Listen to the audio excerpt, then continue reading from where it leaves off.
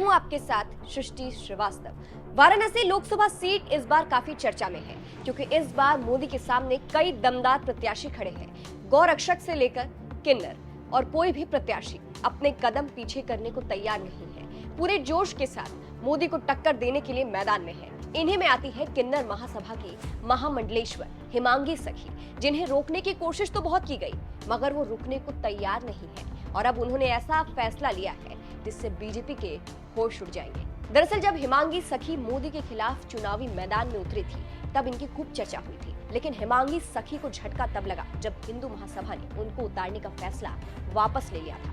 खबरें आई कि हिमांगी सखी चुनाव नहीं लड़ेंगी, लेकिन अब नजारा कुछ और है।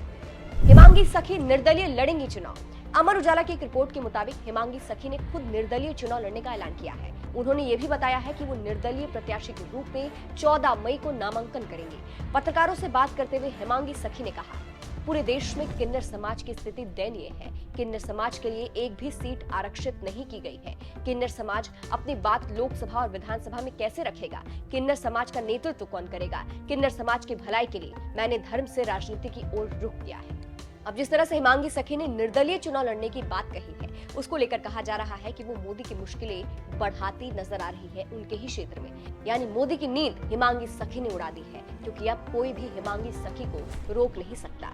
हिंदू महासभा ने फैसला ले लिया था वापस। ये मामला भी आपको समझाते हैं। हुआ कुछ यूं था कि पहले हिंदू महासभा ने हिमांगी सखी को चुनावी मैदान में वाराणसी लोकसभा सीट से पीएम मोदी के खिलाफ उतारा था। उसके बाद उन्हें चुनाव में उतारने का फैसला भी वापस ले लिया।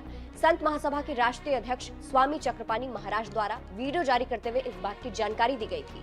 स्वामी चक्रपाणी महाराज ने इसका कारण बताते हुए कहा था कि प्रधानमंत्री नरेंद्र मोदी जी के सम्मान में ये कदम है, लेकिन हिमांगी सखी अब रुकने को तैयार नहीं, इसलिए उन्होंने निर्दलीय चुनाव लड़ने का फैसला कर लिया है। फिलहाल जब वो हमारे चैनल को इंटरव्यू देने आई थी तो हिमांगी सखी ने क्या कुछ कहा था, आपको सुनाते हैं। इस खबर पर आपकी क्या राय है, कमेंट करके जरूर बताइएगा। नमस्कार। हारने के लिए या जीतने के लिए चुनाव नहीं लड़ रही। मेरे हार जीत का नहीं है, ना मैं नरेंद्र मोदी जी के खिलाफ हूँ, अपने प्रधानमंत्री के खिलाफ हूँ, मगर मुझे कहीं ना कहीं अपनी आवाज तो पहुंचानी है ना, किसी न किसी जरिए। जो मार्ग खुला मिला उस मार्ग को मैंने अपनाया और अपनी आवाज मैंने पहुंचाई। आपने कोशिश की प्रधानमंत्री तक आवाज पहुंचाने की, बीजेपी के किसी पदाधिकारी से बात हुई हो?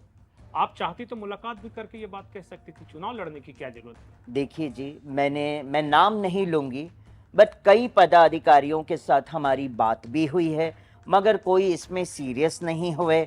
उसके बाद हमने कई चैनलों से भी इसके बारे में बात की, मगर उन्होंने भी यही कहा कि माता जी ये बात नहीं पहुंच पाएगी इस तरह से। तो फिर हमें जो मार्ग खुला मिला उस मार्ग को हमने अपनाया और हमने किन्नर समाज की बात रखी।